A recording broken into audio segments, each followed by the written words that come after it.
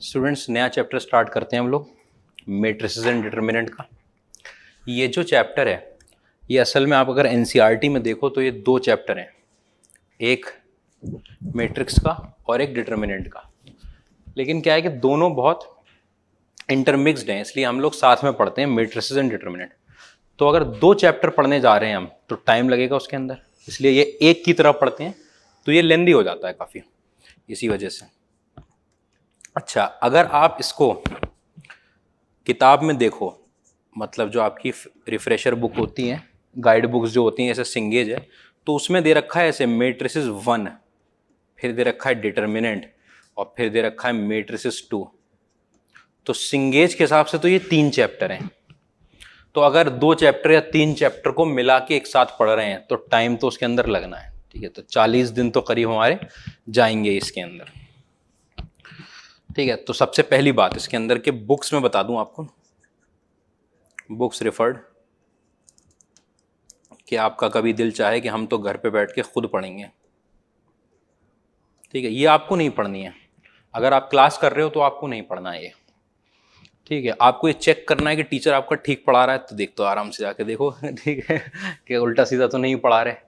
तो उसके अंदर, ठीक है, algebra for JEE advance, algebra for JEE advance, ठीक है, बाई जी तिवानी। पता है वो कौन सी किताब है? ये सिंगेज की सब्जेक्टिव बुक है, सिंगेज पब्लिकेशन। जनरली इसी बुक से को रेफर किया जाएगा, लेकिन आपका जेई मेंस भी, मैं बताऊं, इनफैक्ट जेई मेंस के लिए भी पूरी नहीं है, यही अकेला एक चैप्टर है जिसके अंदर इन्होंने बहुत अच्छा लिखा है। लेकिन जेई मेंस में भी कुछ ऐसी चीज़ें आती हैं, ठीक है, जो इसके अंदर आपको नहीं मिलेंगी, ठीक है। वो दूसरी जगह से लाई जाती है। आपके पास मैट्रिसेस बाय कृष्णा सीरीज होती है एक किताब, ये तो एलजेब्रा की किताब है, ये सिर्फ मैट्रिसेस की किताब है। आपको बिल्कुल नहीं देखनी है, आपको समझ में नहीं आएगा इससे, क्योंकि इसके अंदर मिला जुला के उन्होंने मैट्रिसेस सिर्फ 12 तक की नहीं रखी है और बहुत बढ़ाते ले गए, तो आप बहुत परेशान होंगे। लेकिन मैं उसको रेफर कर रहा हूं, मैं आपको बता रहा हूं, ठीक है। मैट्रिक्स भाई, ये पूरी सिर्फ मैट्रिक्स की किताब है, तो जो किताब ही मैट्रिक्स की, ये आईआईटी के लिए ऐसे यूज भी नहीं होती, लेकिन इसके अंदर कुछ थ्योरम है जो आपको मैं पढ़ाऊंगा। थ्योरम आप उन्हें सिंगेज में ढूंढने जाना तो सिंगेज में नहीं मिलेंगे आपको, लेकिन जेई मेंस में, एडवांस की तो बात ही नहीं कर रहा, उसमें तो आता ही है, मेंस में भी आ रहे हैं।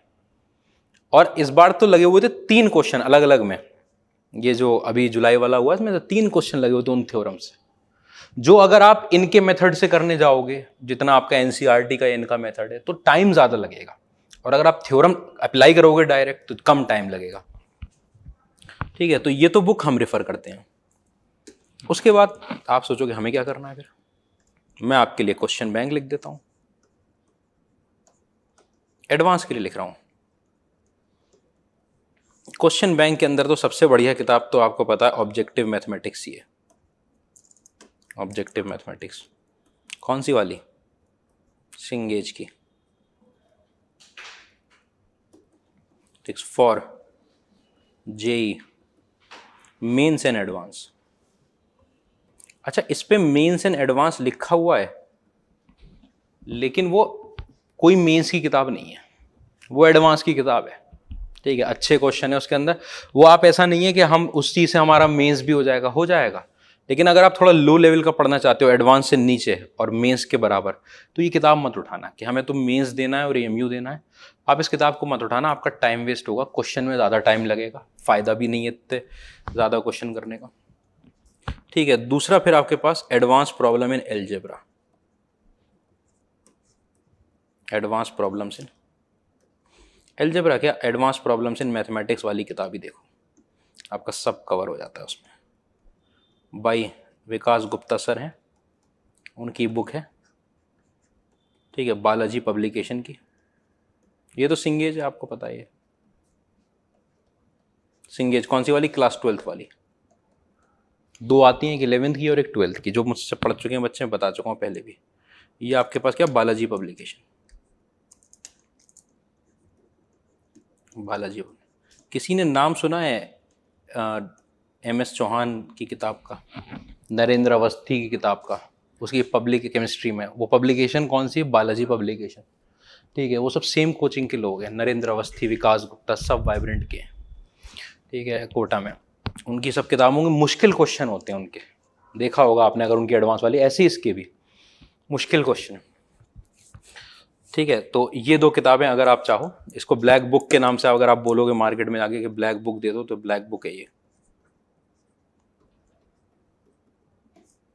ठीक है। इतनी बात में परेशानी नहीं, किताब लिख दी हमने, लिखनी हो तो लिख लो, नहीं तो आगे बढ़ रहा हूँ मैं। ये सब आपको बातें पता होती हैं 12th में आने के बाद। प्री रिक्विजिट लिख दूँ मैं? प्री रिक्विजिट का मतलब कि हमारी रिक्वायरमेंट क्या है इस चैप्टर को समझने के लिए, ठीक है। क्या क्या चैप्टर आपको पहले से आने चाहिए ये चैप्टर समझने के लिए, ठीक है। आपको नहीं तो इसमें बहुत परेशानी होगी अगर आपको ये सब चैप्टर, कई सारे चैप्टर हैं जो पहले से आने चाहिए। तो पहली चीज़ तो आपको भाई सेट्स आना चाहिए, बल्कि मैं ऐसे लिखवाता हूँ जैसे मैंने पढ़ाया था। मैंने एक बेसिक मैथ पढ़ाया था 11th क्लास में, ठीक है। उसके अंदर समेशन पढ़ाया था, समेशन एंड प्रोडक्ट, ठीक है। नंबर सिस्टम, तकलीफ नहीं होनी है कि नॉन नेगेटिव इंटीजर बोल दिया, आप सोच रहे हो क्या बोल दिया पता नहीं सर ने, ये तो सब वैसे भी पता होता है। और सेट्स, ये चीज पता होनी चाहिए। ये तो पहला चैप्टर जो आपको आना चाहिए। समेशन, वो समेशन का सिंबल है, वो बंद करना खोलना आना चाहिए। उसमें भी हम कुछ जगह डबल समेशन लगाएंगे, वो मैं तभी बताऊंगा आपको उसकी थ्योरी की जरूरत नहीं है, क्योंकि डबल समेशन मुझे कुछ चीज समझाने के लिए चाहिए। आपको डबल समेशन का क्वेश्चन नहीं आएगा कभी, इसलिए वो डबल समेशन कभी पढ़ाया नहीं गया आपको। दूसरा हमको चाहिए लॉग का चैप्टर। लॉग का चैप्टर मेनली किसके लिए चाहिए होता है? डिटर्मिनेंट में चाहिए होता है। डिटर्मिनेंट के अंदर लॉग लग कर आ जाएगा, आपको लॉग का चैप्टर चाहिए। तीसरा आपको सीक्वेंस एंड सीरीज चाहिए। एपी जीपी स्पेशल सीरीज, थोड़ी सी एपी थोड़ी सी जीपी, ये नहीं कि पूरा चैप्टर कि हम sir geometric mean arithmetic mean की दिक्कत, वो सब नहीं पूछ रहे आपसे। सीक्वेंस सीरीज का छोटा सा चैप्टर। और इसके बिना तो मैंने आपसे 11th में ही बोला था, कोई चैप्टर ही ऐसा नहीं है जिसमें इसके बिना काम चल जाए। ट्रिग्नोमेट्री का फेज 1 वेरी इंपॉर्टेंट। फेज 1 समझ रहे हो आप कि ट्रिग्नोमेट्री के फॉर्मूले, उसकी आइडेंटिटी, ठीक है, वो सारी चीजें कि कंपाउंड एंगल पता होना चाहिए आपको, सम और प्रोडक्ट वाले फॉर्मूले, ठीक है, रिडक्शन फॉर्मूला, ट्रांसफॉर्मेशन फॉर्मूला, ये सारी चीजें। तो ये ज्यादा कुछ नहीं। 5वीं चीज आपके पास ट्रिग्नोमेट्रिक इक्वेशन,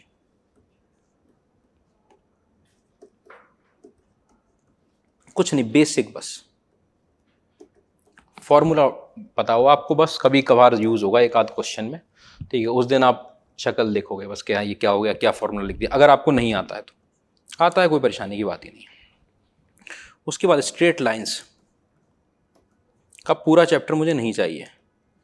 अगर आपको याद हो तो मैंने कंडीशन ऑफ कॉन्करेंसी लिखवाई थी, उसमें क्या बना दिया था? डिटरमिनेंट बना दिया था, और आपसे कहा था कि हमारा वादा है कि 12th में जाके इसका प्रूफ देंगे कि कैसे होता है।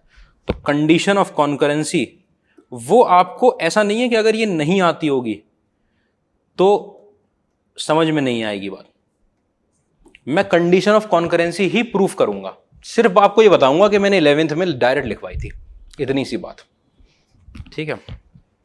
उसके बाद बाइनोमियल थ्योरम आता है भाई, बाइनोमियल थ्योरम,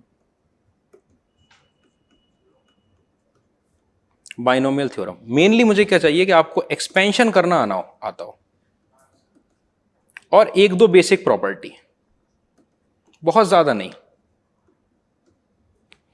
वैसे तो बहुत चीजें हैं उसके अंदर, ठीक है, लेकिन 1-2 बेसिक प्रॉपर्टी, ठीक है, कि आप कोएफिशिएंट निकाल सको ज्यादा, ठीक है। एक आध दो कि a + b की पावर n और a - b की पावर n का सम कितना आएगा, बस इतना। 8वीं चीज, इस चैप्टर में थोड़ा सा मुझे चाहिए कि आप समझ सको परम्यूटेशन एंड कॉम्बिनेशन। और सबसे बढ़िया बात यही है कि जो जेईई मेंस में क्वेश्चन आ रहा है वो परम्यूटेशन एंड कॉम्बिनेशन को मैट्रिक्स में मिला के दे रहे हैं। ये तकलीफ दे रहा है बच्चों को सबसे ज्यादा। 2-2 चैप्टर आप समझ रहे हो, आईआईटी 2-2 3-3 चैप्टर, 2 चैप्टर का एक साथ कॉन्सेप्ट है। तो इसलिए मैं पहले बता रहा हूं, इस पे ये जो एंड में लिखवा रहा हूं ये तो ऑलवेज नेसेसरी, ठीक है। दूसरा ये इंपॉर्टेंट, परम्यूटेशन एंड कॉम्बिनेशन, ठीक है। शुरुआत में तो परम्यूटेशन एंड कॉम्बिनेशन में ऐसा नहीं कि बहुत चाहिए कि आपको नंबर ऑफ डिवाइजर भी निकालने आते हो, मैंने तो बहुत चीजें पढ़ाई हैं उसमें, कि आपको कंडीशनल वो भी आता हो कि अगर x1 प्लस वो नॉन नेगेटिव रूट्स निकालने भी आते हो इक्वेशन के पर कि नंबर ऑफ रूट्स, वो सब नहीं, कि आपको सर्कुलर भी आता हो, डिवीजन डिस्ट्रीब्यूशन भी आता हो, ये सब नहीं चाहिए मुझे। कॉम्बिनेशन आता हो आपको बेसिक, आपको पता हो कि अगर मैं n में से 8 चीज़ें सेलेक्ट करूंगा तो उसे क्या लिखेंगे, क्या लिखेंगे उसको, n में से 8 चीज़ों को सेलेक्ट करने के कितने तरीके, NCR, ये पता होना चाहिए, बस ये पता होना चाहिए, ठीक है। और बेसिक जो काउंटिंग थी, सबसे पहले क्या पढ़ाया उसमें, काउंट, किसी ने नहीं पढ़ा गया परम्यूटेशन कॉम्बिनेशन, अरे शुरुआत में पढ़ाइए काउंटिंग, काउंटिंग प्रिंसिपल, वो काउंटिंग प्रिंसिपल और कॉम्बिनेशन। हाँ, और ये जो चैप्टर है कॉम्प्लेक्स नंबर, ये भी लगातार यूज होगा, कॉम्प्लेक्स नंबर लगातार यूज होगा। कॉम्प्लेक्स नंबर कहाँ कहाँ लगातार यूज होगा, कि मेट्रिसेस एक ऐसी चीज है, जैसे अभी आप जितने भी चैप्टर पढ़ोगे कॉम्प्लेक्स नंबर को छोड़कर, वो सब रियल नंबर पे चलते हैं बाय डिफॉल्ट। फंक्शन अगर है तो बाय डिफॉल्ट रियल फंक्शन है, ठीक है। अगर आप वो कोऑर्डिनेट ज्योमेट्री पढ़ रहे हो तो उसके अंदर बाय डिफॉल्ट एक्स और वाई की वैल्यू रियल ले रहे हो, सब बातें पहले से उन्होंने, आपने बाइनोमियल थ्योरम पढ़ा, रियल नंबर ए और बी लिए सब, ठीक है। ये चैप्टर ऐसा है जिसके अंदर बाय डिफॉल्ट कॉम्प्लेक्स नंबर होता है, अगर स्पेसिफाइड नहीं है तो कौन सा नंबर है उसके अंदर, कॉम्प्लेक्स नंबर। तो जरा जरा सी बातें भी उसकी, उसके अंदर मतलब क्या क्या चाहिए आपको मैं बता देता हूं। आपको चाहिए इसका कॉन्जुगेट, कॉन्जुगेट पता है इसका क्या होता है, बस ये निकालना आना चाहिए। क्या आपको मॉड्यूलस निकालना आता है इसका, और इसकी प्रॉपर्टी पता होनी चाहिए। कॉन्जुगेट निकालना, कॉन्जुगेट की प्रॉपर्टी, मॉड्यूलस निकालना, मॉड्यूलस की प्रॉपर्टी, आर्ग्यूमेंट e की power iota theta Euler form, ठीक है, और क्यूब रूट ऑफ यूनिटी। तो आप कहोगे सर सब तो आना चाहिए इसमें, ये क्यों लिखवा रहे हो, क्या चीज बची कॉम्प्लेक्स नंबर में, कॉम्प्लेक्स, अच्छा तुमने मुझसे कहाँ पढ़ा है कॉम्प्लेक्स नंबर, ठीक है। कॉम्प्लेक्स नंबर में क्या चीज बची, सबसे बड़ा पार्ट कॉम्प्लेक्स नंबर का क्या है, लोकस। लोकस क्या है, वो ज्योमेट्री, उसका काम नहीं है, उसका काम algebra of the complex number का मुझे काम है। ये चैप्टर आपको आने चाहिए अगर आपको मैट्रिक्स एंड डिटरमिनेंट अच्छे से समझना है, और अगर ऊपर ऊपर से समझ के निकल जाना है तो कुछ भी ना है, ये भी मत पढ़ो, NCERT पढ़ लो, कोई परेशानी नहीं है, इतनी बात में कोई परेशानी नहीं। लिखना है क्या किसी को कि क्या क्या चैप्टर चाहिए, याद हो जाएंगे, देख लो एक बार, जल्दी जल्दी लिख लो, कि कभी हो तो आप रिवाइज ही कर लो कम से कम। भाई अगर समेशन में बंद करना नहीं आया ना, मुसीबत हो जाएगी।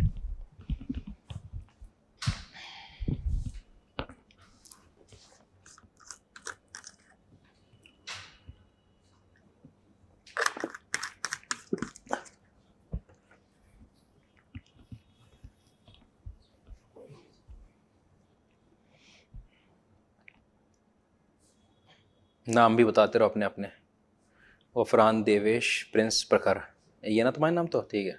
हाँ, वंश, कृष्णा, अथ, वंशिता।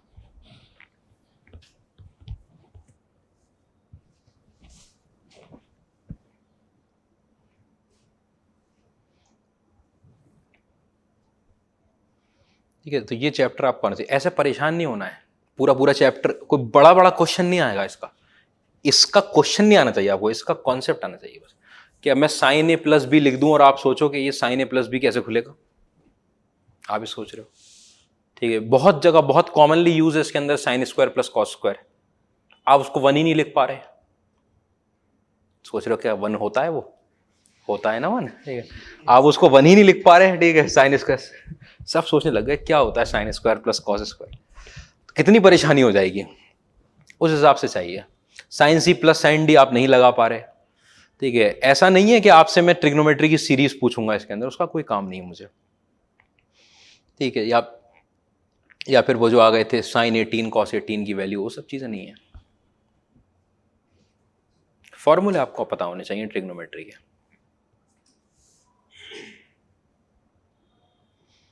इसका यूज नहीं है, बस जब कंडीशन और कॉन्करेंसी पढ़ाऊंगा तो मिलाऊंगा आपको उधर बाइनोमियल थ्योरम का। लेकिन थ्योरम में हमारे एक आदमी एक्सपेंशन आपको आना चाहिए कि बाइनोमियल थ्योरम कैसे एक्सपेंड करते हैं, वही मेन यूज है। लेकिन परम्यूटेशन, कॉम्बिनेशन और कॉम्प्लेक्स नंबर आपको परेशान कर सकता है, लगातार लगता रहेगा ये, लगातार।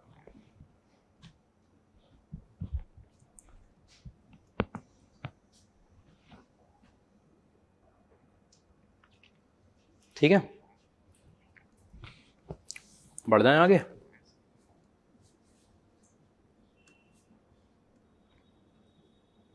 लिख लिया ना सबने? आओ भाई, अब हेडिंग डालते हैं मैट्रिक्स थ्योरी की।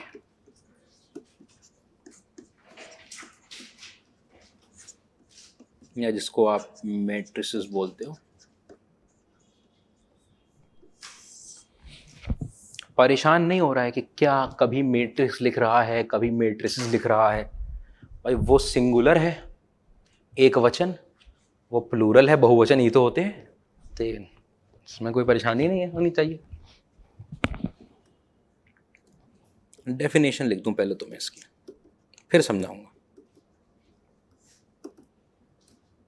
कि ये क्या चीज हुई। आप डेफिनेशन लिखते लिखते बंद दिमाग से नहीं लिखनी है डेफिनेशन, बहुत डेफिनेशन है, थ्योरम बहुत बहुत थ्योरी है इसमें। नाम लिखा है मैट्रिक्स थ्योरी, उस थ्योरी का एप्लीकेशन का क्वेश्चन आएगा, लेकिन पहले थ्योरी समझ में आनी चाहिए। तो मैट्रिक्स में देखो, a set of mn numbers,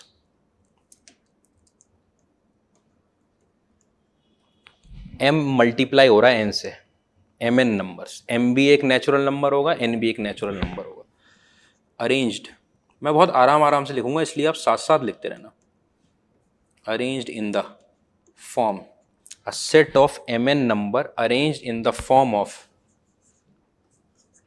rectangular array. फौरन ऐसे नहीं धड़कने बढ़ने लग गई, एरे क्या लिख दिया, ठीक है, ये एरे क्या आ गया, अभी बताऊंगा क्या होता है array. Having m rows and n columns is known as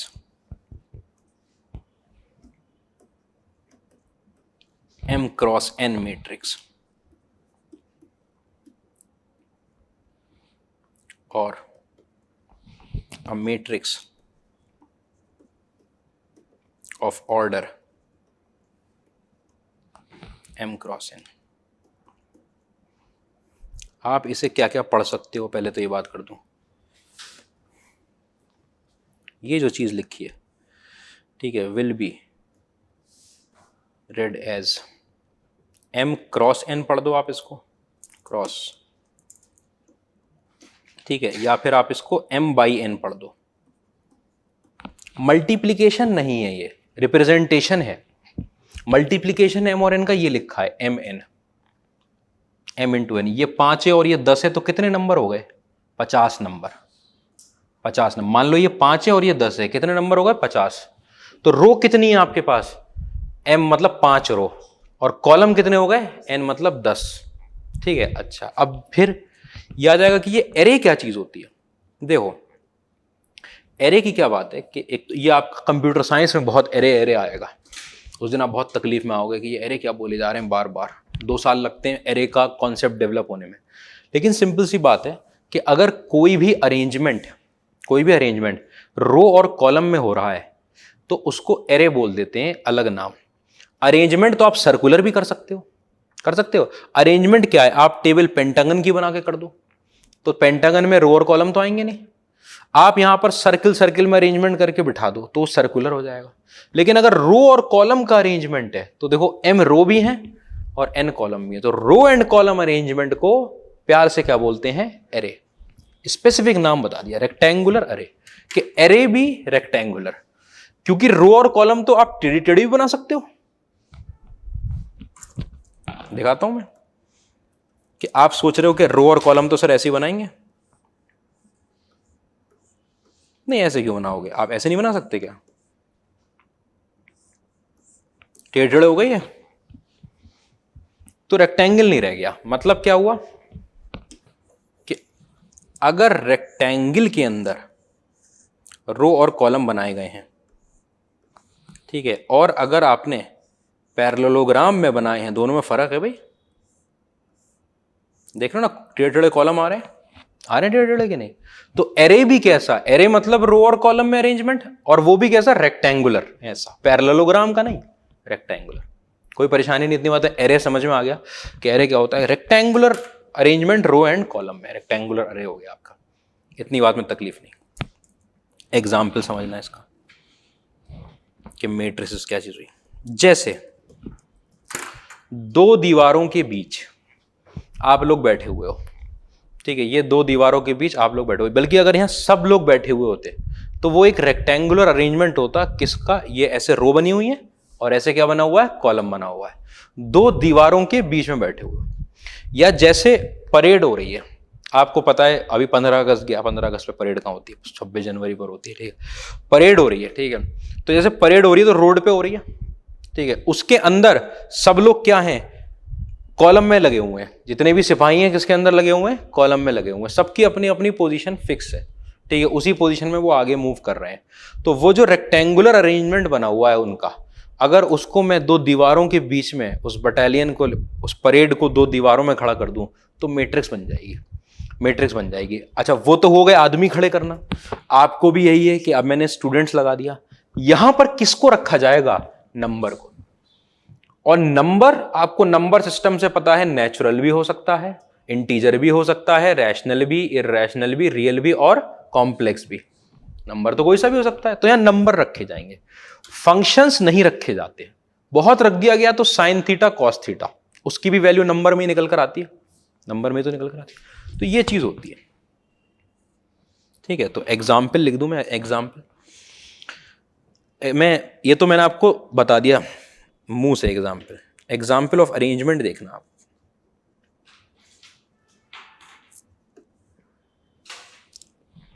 बहुत ज्यादा यूज होता है इसका कंप्यूटर साइंस में। मैं आपके सामने एक एग्जाम्पल बनाता हूं कि ऐसे लिखते हैं, coaching A has 7 classroom and 12 teachers. बनाता हूं भी आपके लिए, ठीक है। Coaching B has 6 classrooms and 10 teachers. Coaching C has 4 classrooms and 9 teachers. ठीक है, ये इंफॉर्मेशन आपके पास है।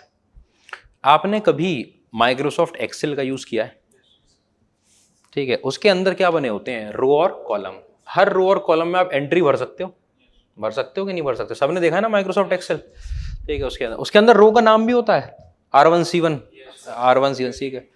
वो किसका एप्लीकेशन है, वो मैट्रिसेस का ही तो एप्लीकेशन है, ठीक है। वो माइक्रोसॉफ्ट एक्सेल किसके एप्लीकेशन में बनाया गया, मैट्रिसेस के एप्लीकेशन पे। अच्छा समझना भाई। अब ऐसे कर दिया, अब आप इसको क्या करना चाह रहे हो, टेबल बनाना चाह रहे हो। तो एक चीज तो होती है टेबल बनाना, ठीक है, वो टेबल बनाने जा रहा हूं मैं। टेबल कैसे बनाऊंगा कि मैंने यहां पर लिख दिए क्लासरूम, यहां पर लिख दिए टीचर, यहां पर लिख दी मैंने कोचिंग ए, कोचिंग बी और कोचिंग सी। टेबल बनाने जा रहा हूं। कितने हैं भाई, ए के पास क्लासरूम 7 और टीचर कितने हैं 12, बी के पास क्लासरूम कितने हैं और की कितने हैं 10, सी के पास 4 और 9। अब अगर आप टेबल बनाते हो तो आप यहां लाइनें खींच देते हो, ठीक है, यहां लाइनें खींच देते हो। ये तो माइक्रोसॉफ्ट एक्सेल में आपको दिखता है, पीछे उसने थोड़ा ना लाइनें खींच रखी हैं। उसने अगर लाइनें खींच रही होती, रो 1 कॉलम 1 दे रखा है।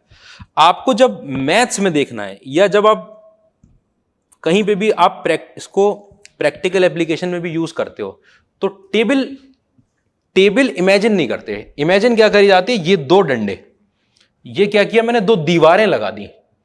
ये जो वैल्यू लिखी थी मैंने, इसके दोनों तरफ क्या लगा दी, 2 दीवारें लगा दी। मैं टेबल नहीं बनाने गया, मैंने ये 2 दीवारें लगा दी, और जैसे ये 2 दीवारें लगाई मैंने, तो ये जो चीज बनकर आ गई, अब मेरी टेबल नहीं कहलाएगी ये चीज टेबल नहीं कहलाएगी, ये चीज कहलाने लगती है मैट्रिक्स। ये चीज कहने लगती है मैट्रिक्स। समझ में आ रही है? वैसे होती है वो टेबल एक टाइम की, लेकिन ये चीज हम मैथ्स में क्या बोलने लगते हैं? मैट्रिक्स। कोई प्रॉब्लम नहीं इसके अंदर। इसको मैं यूं करके इसको टेबल भी बना देता और ये दो लगा देता तो ये मैट्रिक्स कहलाती। समझना, भी बात समझते आना इसके अंदर। अब सुन तो लो बात पहले, ये चीज हो गई मैट्रिक्स। और मैं दूसरे तरीके से, तो ये तो एक अरेंजमेंट हुआ। आप कहोगे सर नहीं, मैं क्लासरूम को यहां, टीचर को यहां और एबीसी कोचिंग को यहां लिखना चाहता हूं, ऐसे टेबल बनानी है मुझे। मैं कहा बहुत बढ़िया है, ठीक है, आओ आप दूसरे तरीके से बनाओ। ठीक है, ये कोचिंग AI, ये कोचिंग B और ये कोचिंग C, ये क्लासरूम्स और ये टीचर। ठीक है, आप ऊपर देखने गए भाई, A के अंदर 7 क्लासरूम और 12 टीचर। A के अंदर 7 क्लासरूम और 12 टीचर, B के अंदर 6 क्लासरूम और 10 टीचर, और C के अंदर 4 और 9। फिर ये जो जितने भी आपने एंट्री भरी थी, जो नंबर, इनकी टेबल नहीं बनाई, इनको बाहर से ऐसे ब्लॉक में बंद कर दिया आपने। ठीक है, तो ये क्या कहलाने लगी? मैट्रिक्स। दोनों मैट्रिक्स आपको एक ही डेटा दे रही हैं, क्लासरूम और टीचर का। वो अलग तरीके से बना दी, ये अलग तरीके से बना दी। कोई परेशानी तो नहीं है इसके अंदर। टाइम टेबल बनता है तो इस तरफ आपका टाइम लिखा रहता है और यहां दिन लिखे रहते हैं, मंडे, ट्यूसडे, वेडनेसडे, थर्सडे। मैं ऐसा भी तो कर सकता हूं, टाइम यहां लिख दूं, दिन यहां लिख दूं। ऐसा भी तो हो सकता है ना, दिन इस तरफ लग, वैसे ही कर दिया है। दो, इतनी बात में कोई परेशानी नहीं है। दोनों एक ही इंफॉर्मेशन दे रही हैं, दोनों कहला रही हैं मैट्रिक्स। अब समझना बात, ये जब हो गई रो और कॉलम, तो मैं इसके अंदर अभी बता दूं। पहले तो एग्जाम्पल लिख लो, चलो, उसी से फिर पहले डिफाइन करेंगे। इन दो डंडे के अंदर रख दिया आपने,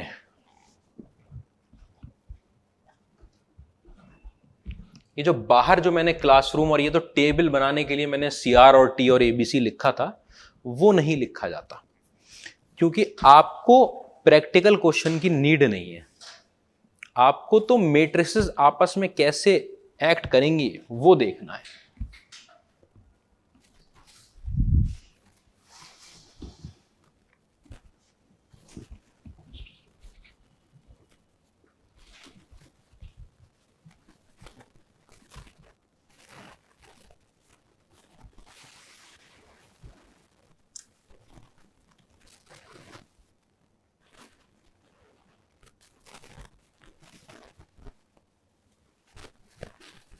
ठीक है, अभी आता हूं सब चीजों पर। लिख लिया ना सबने? हाँ भाई, अब इसके अंदर पहली चीज हम यहां पर पुट करेंगे भाई, एंट्रीज, डेफिनेशंस दे रहा हूं और एलिमेंट्स ऑफ अ मैट्रिक्स। ठीक है, ये एंट्रीज या एलिमेंट, एंट्रीज भी बोला जाता है और एलिमेंट भी, कि जो नंबर आपने फिल किए हैं मैट्रिक्स बनाने के लिए, वो नंबर क्या कहलाएंगे? या तो वो एलिमेंट्स ऑफ अ मैट्रिक्स बोल दो उनको, या एंट्रीज ऑफ अ मैट्रिक्स बोल दो, एक ही चीज है। The numbers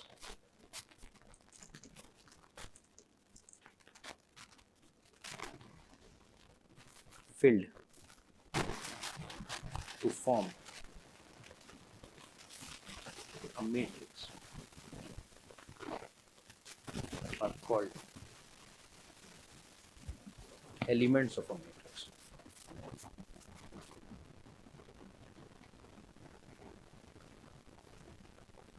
Elements of a matrix or entries of a matrix. दोनों ही बातें बोली, कोई परेशानी तो नहीं।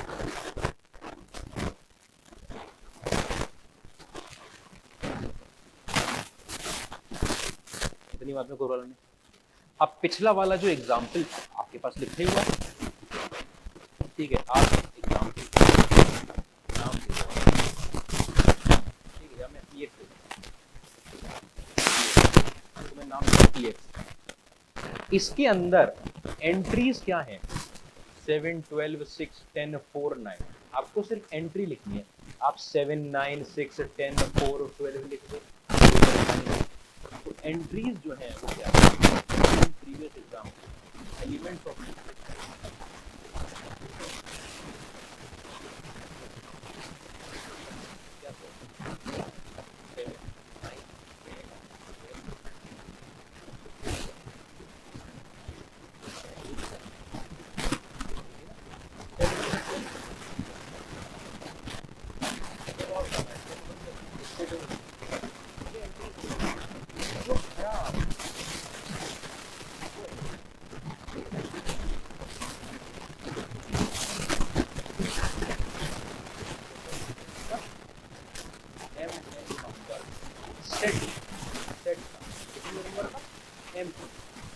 यहाँ पर m क्या है, रो और कॉलम। अगर ऐसे मान लो कॉलम 3 रो 2 कॉलम, कितने नंबर होने चाहिए? 6। देखो कितने आए, सेट के अंदर कितने नंबर है? 6 नंबर है। कोई परेशानी नहीं, ठीक है। अच्छा, उसके बाद दूसरी डेफिनेशन क्या आएगी? Row of a matrix.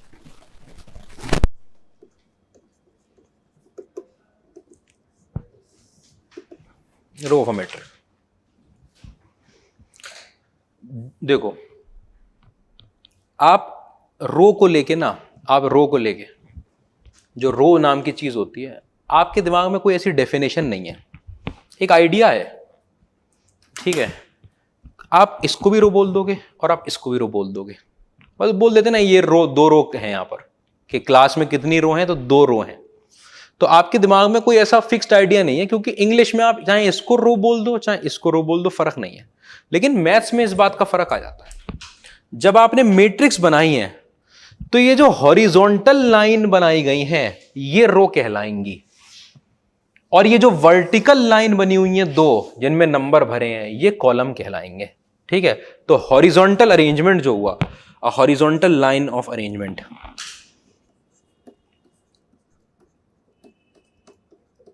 a horizontal line of arrangement,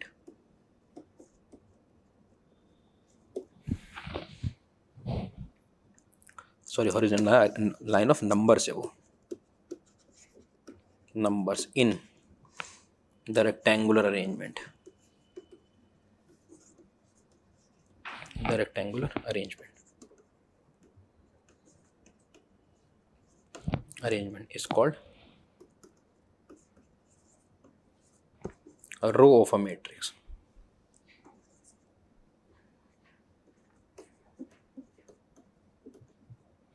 ठीक है। इतनी बात, कॉमा लगाना है, उसके आगे आगे और बात है। हॉरिजॉन्टल लाइन कहलाएगी रो। अब रो का जो नंबर होगा, तो रो जो नंबर्ड होती हैं वो होती हैं, अगर आपको कभी भी नंबरिंग देनी होती है ना, तो आप -1 से नहीं शुरू करते कि ये -1 बच्चा बैठा है, वो 0 बच्चा बैठा है, वो 2, ऐसे करते हो क्या? ये 1, ये 2, ये 3। आज तक आपके रोल नंबर भी रहे हैं तो 1 2 3 से शुरू हुए हैं, कभी टीचर ने -5 से शुरू किया हो क्लास में। तो जब आप रो करोगे तो पहली रो, दूसरी रो, तीसरी row, first row, second row, third row. तो फर्स्ट जो है कहां से शुरू होगी? टॉप से, बॉटम से नहीं। फर्स्ट, फिर उसके नीचे वाली सेकंड, फिर उसके नीचे वाली थर्ड। तो rows are numbered from top to bottom, और नंबर्ड का मतलब है 1 2 3 नंबर से शुरू होंगे, ठीक है। तो where rows are numbered from, where rows are numbered from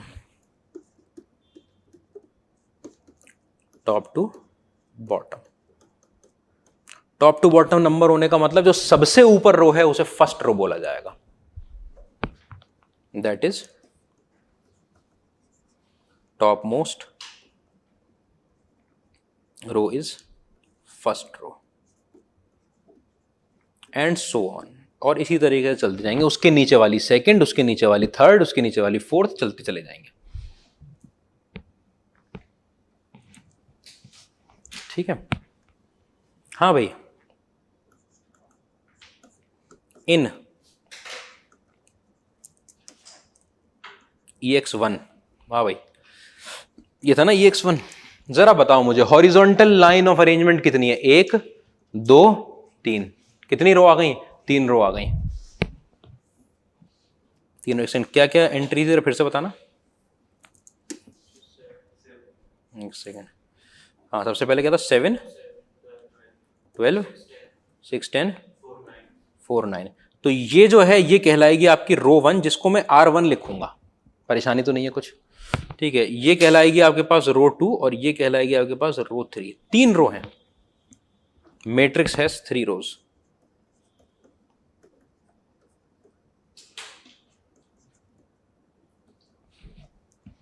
ठीक है, और एग्जाम्पल 2 में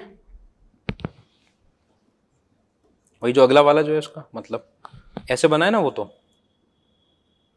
7 6 और 4 और 12 10 और 9 सेम चीज थी, सेम इंफॉर्मेशन दे रही थी मैट्रिक्स। लेकिन अब हॉरिजॉन्टल लाइन कितनी रह गई आपके पास? 2 रह गई। तो आपके पास यहां पर एक आएगी रो 1 और एक क्या आएगी आपके पास? रो 2। R1 R2 लिख के चल रहे हैं, कोई परेशानी नहीं। वैसे तो इसको ऐसे लिखा जाता है, फर्स्ट रो सेकंड रो में बिल्कुल ही कायदे से नाम लिखना है आपको, सबस्क्रिप्ट में आता है। R1 R2 मैट्रिक्स हैज 2 रोज।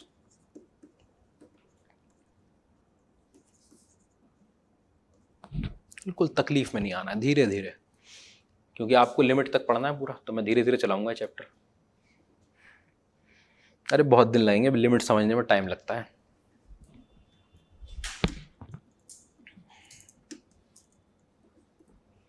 क्योंकि एक भी बच्चा ऐसा हुआ जिसने लिमिट पूरी नहीं करी हुई आखिरी लेक्चर तक, तो कंटिन्यूटी उड़ जाएगी, गायब।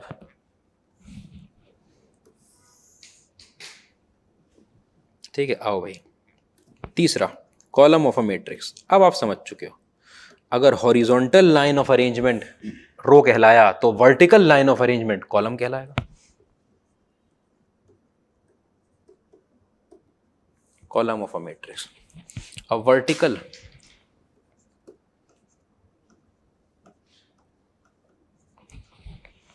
line of numbers in rectangular arrangement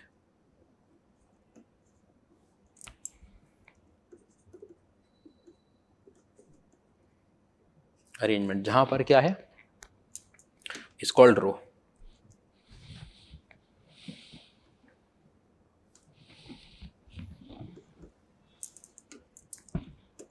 called row, sorry column, column of a matrix.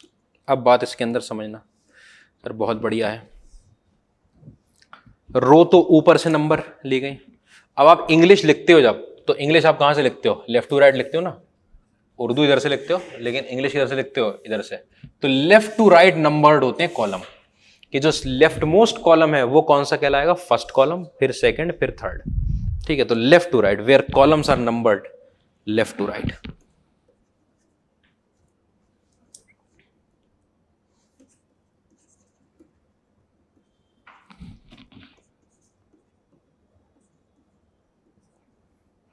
Numbered from left to right.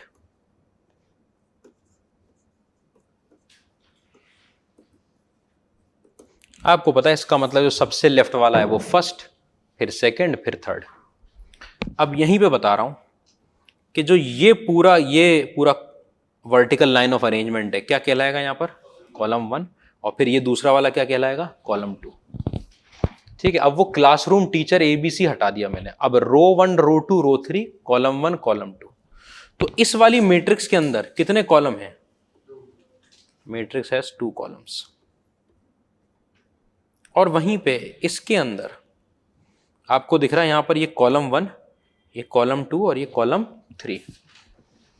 एक कॉलम, 2 कॉलम, 3 कॉलम। कितने आ गए? 3 कॉलम। तो आप बोलोगे मैट्रिक्स हैज 3 कॉलम्स। वही सेम एग्जाम्पल।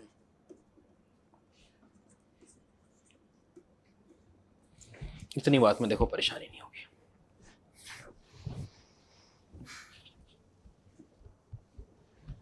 लिख लिया सबने? 3 कॉलम इधर। आओ भाई, नोट।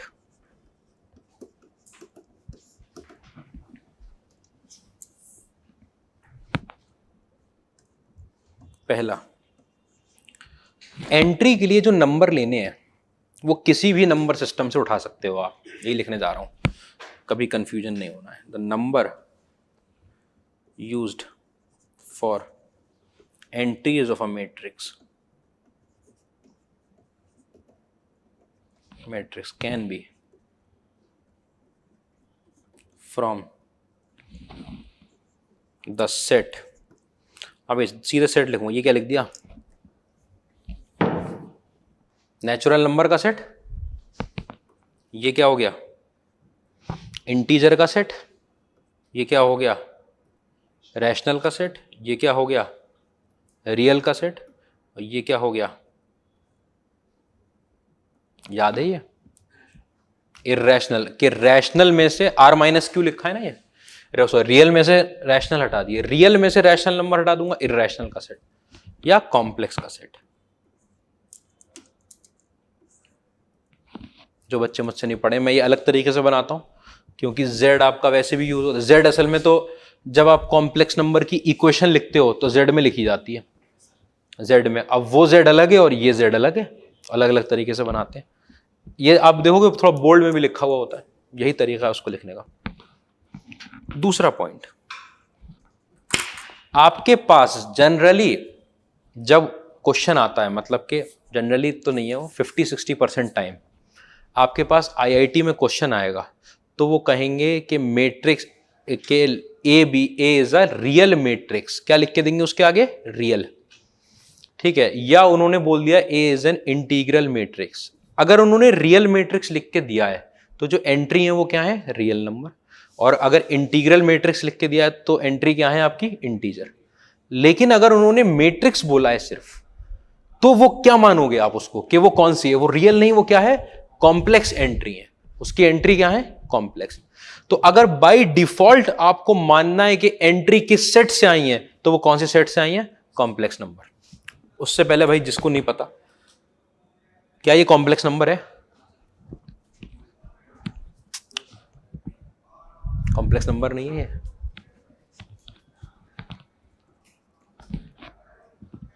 था कि नहीं था, every natural number is a complex number. अरे सेट ही नहीं पता है, यही तो मैं कह रहा था, सेट पता हो भैया, नेचुरल नंबर का सेट, इंटीजर का सेट, रियल नंबर का सेट और कॉम्प्लेक्स नंबर का सेट, ऐसी तो होता है। कॉम्प्लेक्स ये सब कॉम्प्लेक्स नंबर के अंदर ही तो लाई करते हैं। कॉम्प्लेक्स नंबर के दो part, real number and imaginary numbers, ठीक है। तो ऐसा नहीं है कि अगर सिर्फ नेचुरल नंबर भरे हुए हैं तो वो कॉम्प्लेक्स नंबर नहीं है, कॉम्प्लेक्स नंबर ही भरे होते हैं हमेशा, ठीक है। तो क्या बोला गया कि if by default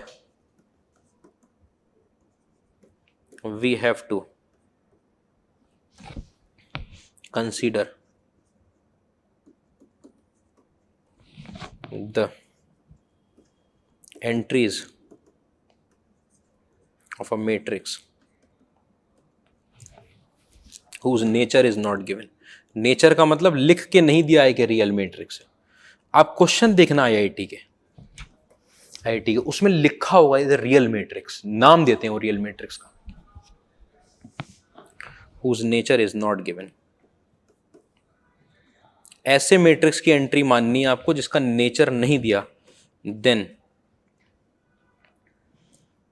those entries are from the set of complex numbers. और सेट ऑफ कॉम्प्लेक्स नंबर में सब आ जाता है, इसलिए मुझे कॉम्प्लेक्स नंबर चाहिए, कि बाय डिफॉल्ट एंट्री है उसकी।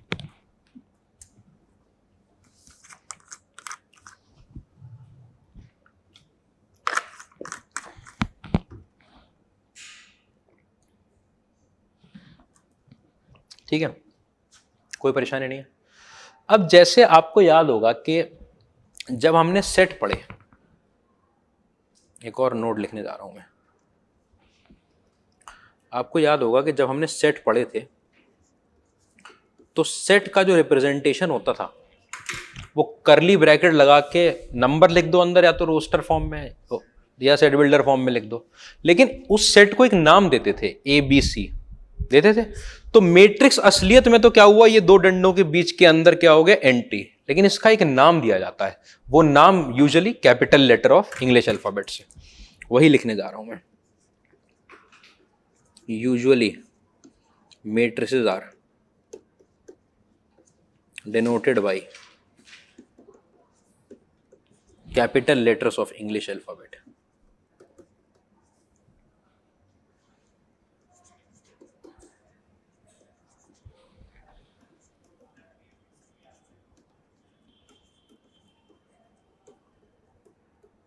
अल्फाबेट,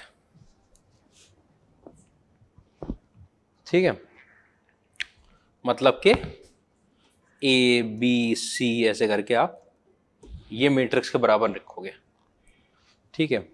और जो एंट्री होंगी, एंड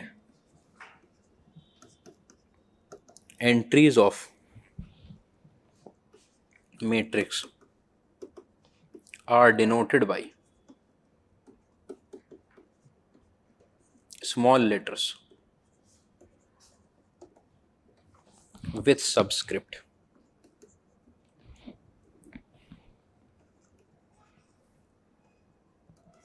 इस सबस्क्रिप्ट पता है वो क्या चीज होती है? ये लिखा है ना, ये देखो, सबस्क्रिप्ट का मतलब क्या हुआ कि ये आपके पास स्मॉल लेटर लिखा है और ये उसके नीचे, सब का मतलब नीचे, ठीक है, सब स्क्रिप्ट नीचे लिखा जाता है, ठीक है। तो वो सबस्क्रिप्ट के साथ स्मॉल लेटर से आप एंट्री को डिनोट करोगे, ठीक है। इतनी बात में परेशानी नहीं, इसी में आगे बात। Entries are enclosed within, आप देख चुके हो किसके अंदर, इसके अंदर होती है एंट्रीज, ठीक है। और भी रिप्रेजेंटेशन है जो आते हैं आपके पास, यहां एंट्री लिखी होंगी ऐसे ही, रो और कॉलम बने हुए होंगे, रेक्टेंगुलर अरेंजमेंट ही है लेकिन ऐसे बना दिया गया, ठीक है। या फिर आपके पास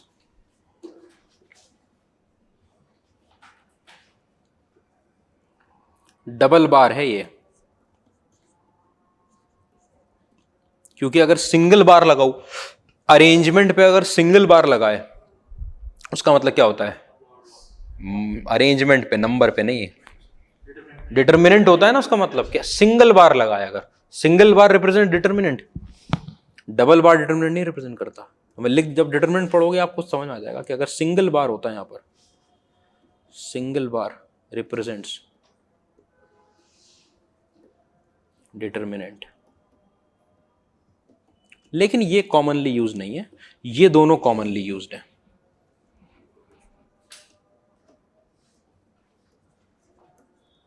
कॉमनली यूज्ड ये दोनों है,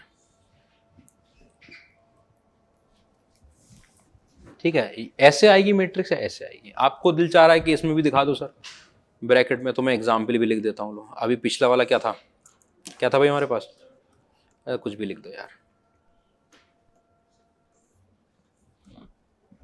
वही रेक्टेंगुलर अरेंजमेंट, लेकिन अब की बार ऐसे करके ये वाले ब्रैकेट लगा दिए, वही रिप्रेजेंटेशन है, कोई परेशानी नहीं है, ठीक है। अगला पॉइंट देखते हो,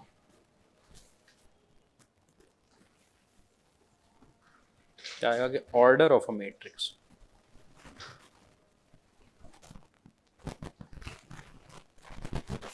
मैट्रिक्स का ऑर्डर क्या होता है, मैट्रिक्स का ऑर्डर कैसे लिखा जाता है? देखो मैट्रिक्स का ऑर्डर कैसे लिखा जाता है कि मान लो आपके पास एक मैट्रिक्स है, ठीक है। तो इस मैट्रिक्स के अंदर आपको पता है इसके अंदर दो रो है, हॉरिजॉन्टल लाइन, ये रो 1 रो 2, ठीक है। अच्छा, और इसके अंदर तीन कॉलम है, कॉलम 1 कॉलम 2 कॉलम 3, दो रो है और तीन कॉलम है, तो 2 रोज एंड 3 कॉलम्स। तो जिसका ऑर्डर लिखा जाता है वो यहां नीचे की तरफ लिखा जाता है, वो लिखा जाता है 2 क्रॉस 3, 2 into 3 करके 6 मत कर देना। इनका प्रोडक्ट आपको नंबर ऑफ एलिमेंट्स देता है कि 1 2 3 4 5 6 एलिमेंट है, ठीक है। लेकिन 2 क्रॉस 3 लिखा जाएगा, तो पहले जो नंबर लिखा जाता है, ऑर्डर क्या आएगा आपके पास, order is equal to 2 cross 3। ये पहली चीज आपको दिखाती है नंबर ऑफ रोज और दूसरी चीज दिखाती है आपका number of columns, number of row और नंबर ऑफ कॉलम्स। ठीक है, अच्छा अगर आपके पास कोई एक मैट्रिक्स आई है ए, ठीक है, मान लो एग्जांपल में देता हूं कि नंबर ऑफ रोज इसी के बाद m है और नंबर ऑफ कॉलम्स n है। ठीक है, तो जो ऑर्डर हो जाएगा m क्रॉस n, और नंबर ऑफ एलिमेंट्स हो जाएंगे m n।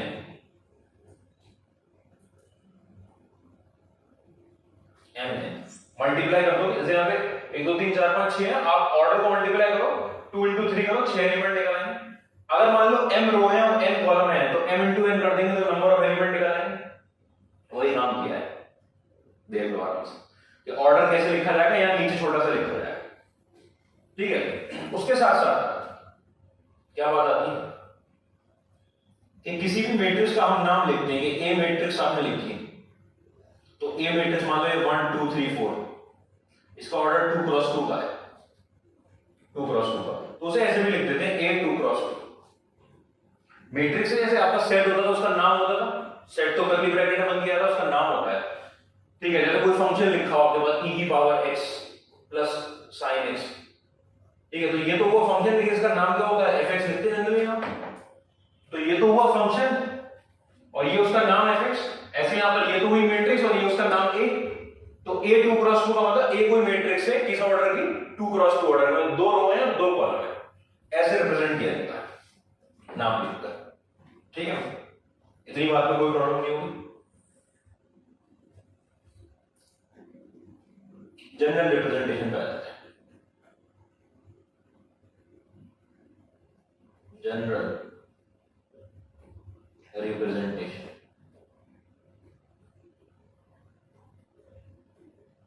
Of matrix.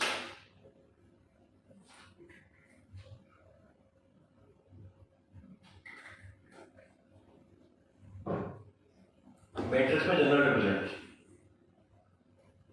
ठीक है भाई, देखना कि आपके पास मान लो ए नाम की कोई मैट्रिक्स थी, जिसे मैं भाई पिछली वाली मैट्रिक्स देता हूं 3 4। ठीक है, तो जो एलिमेंट लिखा जाता है, ये तो मैंने एग्जांपल लिखा, जनरल रिप्रेजेंटेशन की बात हो रही है, मतलब जनरली कैसे रिप्रेजेंट करें।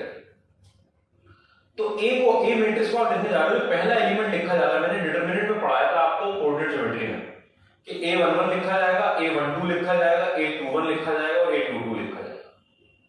यहां पर जो आपके पास ये नंबर लिखा हुआ है a11, ठीक है, और यहां पर a12 और यहां पर a21, ऐसे यहां पर a22, ये 4 नंबर लिखे हुए हैं। इसके अंदर ये जो पहला वाला, ये जो सफिक्स के अंदर ये जो आता है, ये पहला नंबर, ये आपको बताता है कि रो कौन सी है, पहली रो है, वो पहली रो ये वाली है ना, पहली रो ये वाली पहली रो है, और जो दूसरा नंबर है ये वाला जो 1 है, ये आपको बताएगा कॉलम कौन सा है, कॉलम जनरल रिप्रेजेंटेशन में। ऐसे सिमिलर तरीके से ये आपको बताएगा यहां पर रो कि कौन सी रो है, पहली रो है, और कॉलम कौन सा है। तो देखो a12 जो आ रहा है, तो रो तो अभी पहली चल रही है, हॉरिजॉन्टल लाइन जो होती है वो रो होती है, पहली चल रही, पहली लाइन चल रही है, लेकिन वर्टिकल लाइन, पहली वर्टिकल लाइन ये है एलिमेंट की, दूसरी वर्टिकल लाइन ये है, तो पहला कॉलम हुआ ये, दूसरा कॉलम हुआ ये, तो इसमें जो एलिमेंट लिखा जाएगा वो पहली रो का और दूसरे कॉलम का है, तो a12 लिखा जाता है। ठीक है, सिमिलर तरीके से जो a21 ये देखो ये दूसरी रो है, तो ये आपकी रो रिप्रेजेंट होती है, ये रो है, और आपको पता है कॉलम पहला वाला है, रो दूसरी हॉरिजॉन्टल लाइन ऑफ एलिमेंट आ गई, लेकिन पहली vertical line of element I हुई है, पहली वर्टिकल लाइन का पहला कॉलम है, तो 2 1 से रिप्रेजेंट हुआ। ऐसे ही 2 2 से कैसे हुआ कि दूसरी हॉरिजॉन्टल लाइन और दूसरी वर्टिकल लाइन, मतलब दूसरी रो और दूसरा कॉलम a2। ठीक है, इतनी बात में कोई प्रॉब्लम नहीं। ठीक है, तो ये तो ऑर्डर क्या था मैट्रिक्स का आपका 2 क्रॉस 2। ठीक है, इसी को मैं आगे बढ़ाता हूं कि अगर आपके पास एक कोई मैट्रिक्स आए 3 क्रॉस 3 की, 3 क्रॉस 3 लेते हैं, ठीक है, तो वो आप कैसे लिखोगे, a11 a12, कैसा एलिमेंट लिखा जाएगा कि पहली रो पहला कॉलम, अभी रो पहली ही चल रही है तो पहला वाला वन तो हिलेगा नहीं, a11 पहली रो पहला कॉलम, a12 का मतलब रो अभी भी पहली है, आपको पता है पहली हॉरिजॉन्टल लाइन और दूसरा कॉलम, और a13 पहली रो और तीसरा कॉलम, a21 दूसरी रो और पहला कॉलम, दूसरी रो और दूसरा कॉलम, दूसरी रो और तीसरा कॉलम, फिर तीसरी रो पहला कॉलम, तीसरी रो दूसरा कॉलम और तीसरी रो तीसरा कॉलम। तो ये आपके पास 3 क्रॉस 3 की मैट्रिक्स आएगी। 3 क्रॉस 3 की, देख लो आराम से कैसे लिखा है कि ये एलिमेंट A32 अपने आप में खुद बताता है कि इसकी लोकेशन कहां पर है। ऑर्डर रिप्रेजेंटेशन में बदलेंगे नहीं कि A32 यहां पहुंच गया, ठीक है। A32 का मतलब A32 को यही लिखोगे, तीसरी रो और दूसरा कॉलम को पता, पहली रो दूसरी रो तीसरी रो, तीसरी रो मतलब इस रो का एलिमेंट है A3, तो A3 अगर A3 में 2 लगा हुआ है इसका तो कॉलम दूसरा है, तो ये तो पहला कॉलम था, वो तीसरा कॉलम था, ये था दूसरा कॉलम, तो ये है दूसरा कॉलम, ये है तीसरी रो। कहां इंटरसेक्शन है, यहां पर, इस जगह पर आएगा A3, इस जगह पर आएगा A3। इतनी बात में कोई प्रॉब्लम नहीं है, ये तो दूसरी, ये भी स्पेशल है। अब जनरल रिप्रेजेंटेशन देखना, ठीक है। अगर A कोई m क्रॉस n ऑर्डर की आई, देखो पहला एलिमेंट तो A11 लिखा जाएगा, दूसरा एलिमेंट A12, तीसरा एलिमेंट A13, ऐसे चलते जाएंगे, और ये एलिमेंट आपके पास A1n आएगा।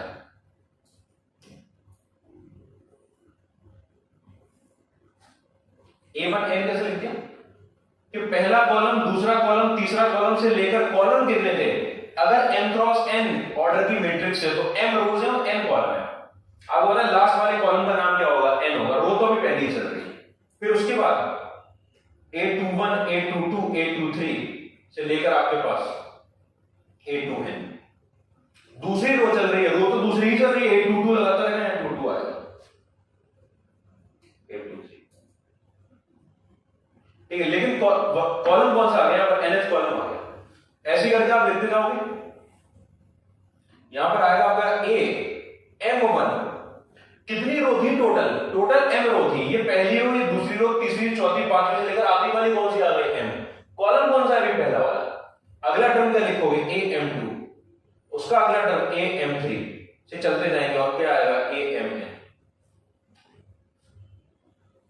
AM, last term AMN। देखो आराम से कि mth रो जा रही है, mth रो और nth कॉलम आ रहा है, तो AMN नाम हो गया। इसके अंदर जो जनरल एलिमेंट लिखा जाता है वो कैसे लिखा जाता है कि कोई आपने ith रो ले ली, ith रो कह रहे भाई थर्ड, फोर्थ, फिफ्थ, सिक्स्थ, ऐसे ith, तो रो ith है AI1, AI2, AI3, और कोई आपने jth कॉलम ले लिया, jth कॉलम, ith रो और jth column, first column, second column, jth column, third, fourth, fifth के बाद और th जो लगा वो लिखने का तरीका।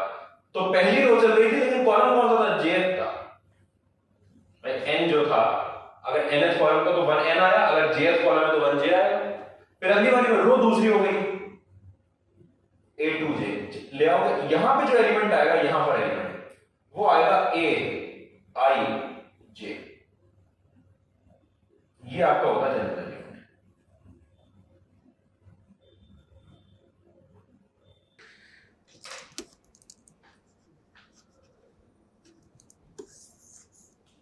AIJ जो है ये अपने आप में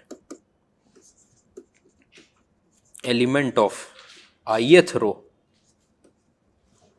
एंड jth कॉलम, और ये लिखते ही बताने की जरूरत नहीं, खुद दिमाग चलना चाहिए कि यहां ith रो ही क्यों लिखा, शायद इसकी वजह से लिखा होगा, jth कॉलम ही क्यों लिखा, इसकी वजह से। इसका मतलब ये एलिमेंट किस रो में लाई करता है वो इस सबस्क्रिप्ट से पता चलता है, और एलिमेंट किस कॉलम में लाई करता है वो इस सबस्क्रिप्ट से। अगर सिर्फ इतना लिख दिया जाए तो आपका माइंड चलना चाहिए था खुद। अब तो मैं समझा चुका हूं पूरी बात खुद कि अच्छा आई और आई, जे और जे, ये क्या बताता है आपको, ये बताता है आपको रो नंबर किसका, ये जो एलिमेंट लिखा है किस रो में लाई करता है, ये बताता है आपको column number.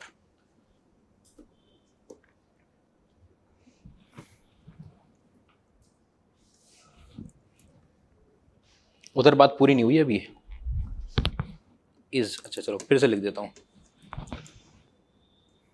AIJ is the general element, इसको हम बोलते हैं जनरल एलिमेंट ये जनरल एलिमेंट क्या चीज होती है?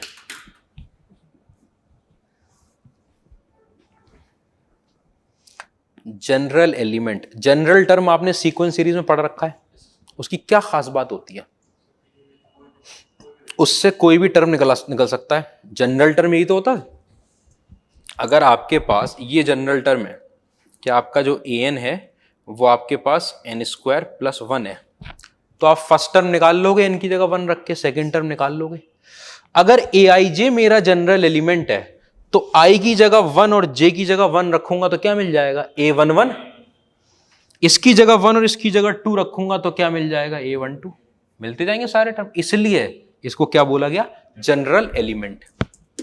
General element. अब आगे की बात, first number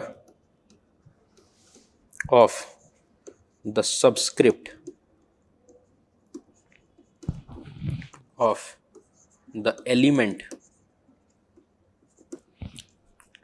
represent the row number। कौन सा रो नंबर? जिसमें वो एलिमेंट प्रेजेंट है। एलिमेंट की सबस्क्रिप्ट का पहला नंबर रिप्रेजेंट करता है रो को। कौन सी रो को? ये किस रो का एलिमेंट है? ith रो। जिस रो में ये एलिमेंट लाई करता है वो कहां दिखती है मुझे? वो यहां दिखती है। वही लिखा है, फर्स्ट नंबर। किसका number? Subscript of the element represents the row number, and second number of subscript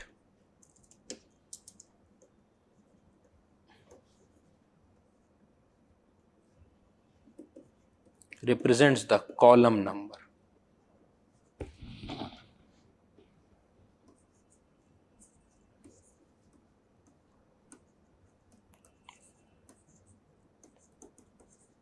element किस कॉलम में है,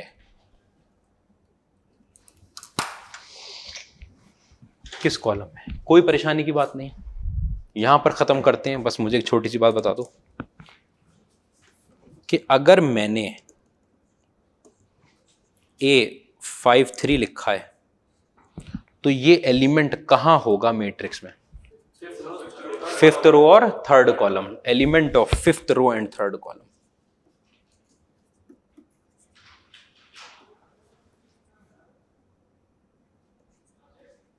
कोई परेशानी नहीं, ठीक है? इतनी बात में कोई तकलीफ नहीं, यहीं पे रोक देते हैं, बाकी फिर देखेंगे नेक्स्ट टर्न पे कल।